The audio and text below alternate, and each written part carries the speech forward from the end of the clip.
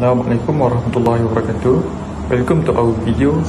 In this video, we will explain to you about application of matrices in real life. Our group consists of 3 members, which is Arif bin Ab Shukor, Muhammad Nazreen Hakimi, and Zahirul Hakimi. Before we jump into the fascinating world of real life applications, let's take a step back and understand the basics, starting with one of the most powerful tools in mathematics, the matrix. A matrix is just a rectangular arrangement of numbers, symbols, or expressions organized in rows and columns. You can think of it like a spreadsheet or a grid that holds data in a structured way. In this example, you have 2 rows and 2 columns, which make it a 2 by 2 matrix. The size or order of a matrix is always written as row x column, so 2x2 in this case. There are also different types of matrices. A matrix with just one row is called a row matrix. One with a single column is a column matrix, and if it has the same number of rows and columns, like 3 by 3 or 4 by 4, is known as a square matrix. Each value inside the matrix is called an element. We refer to these elements using the notation A, I, J, where I represent the row number and J is the column number. So, for example, A12 means the element in the first row, second column. Matrices aren't just for solving textbook math problems. They are used in the real world for some pretty amazing things, like transforming image in computer graphics, securing data through cryptography, analyzing large data sets in data science, modeling physical systems in engineering, and powering algorithm in artificial intelligence and machine learning. So, now that you know what a matrix is, how it's structured, and why it is important, let's dive deeper into how matrices are actually used in the real world to solve complex problems every day. And now, I will be guiding you through our case study.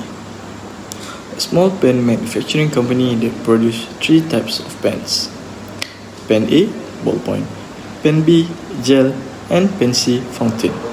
Each pen type requires a specific amount of machine time to produce during each of the 3 daily shifts: in the morning, afternoon, and night. The machine time required to produce one pen A is 2 minutes in the morning, 3 minutes in the afternoon, and 1 minute at night.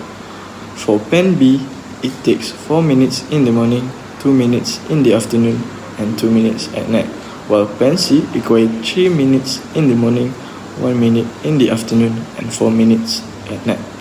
At the end of the day, the total machine time recorded was 400 minutes in the morning, 360 minutes in the afternoon, and 390 minutes at night.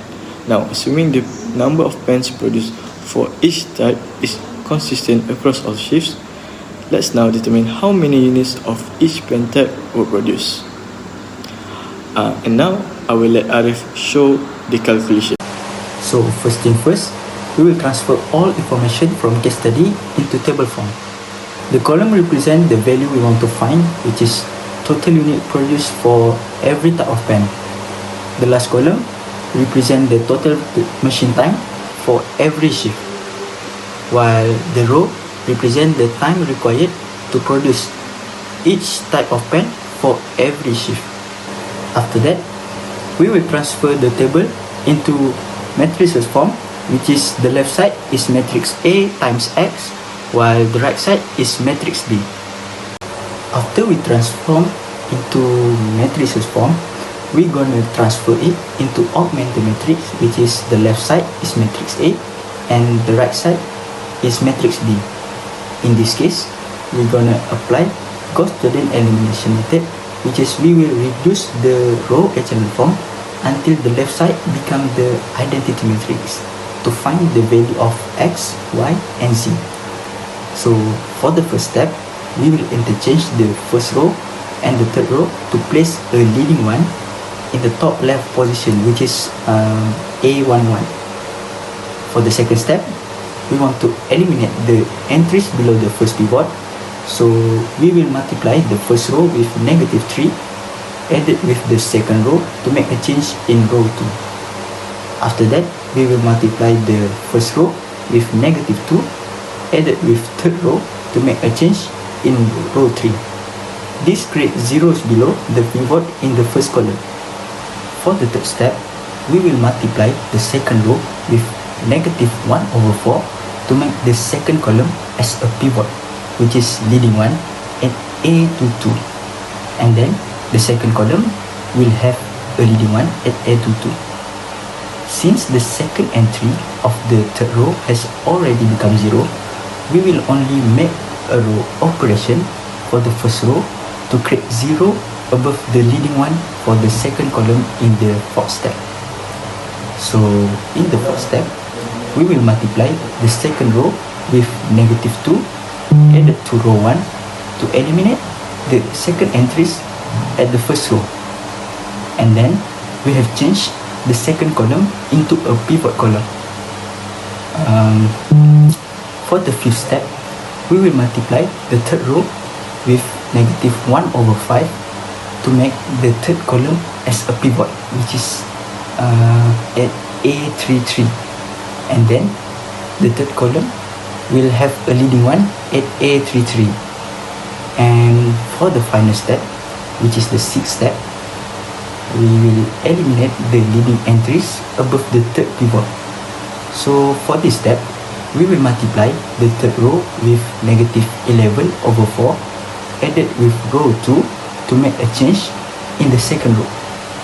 After that, we will multiply again the third row, but this time with 3/2 added with row 1 to make a change in the first row. This step creates zeros above the pivot in the third column. And finally, we will get the identity matrix at the left side.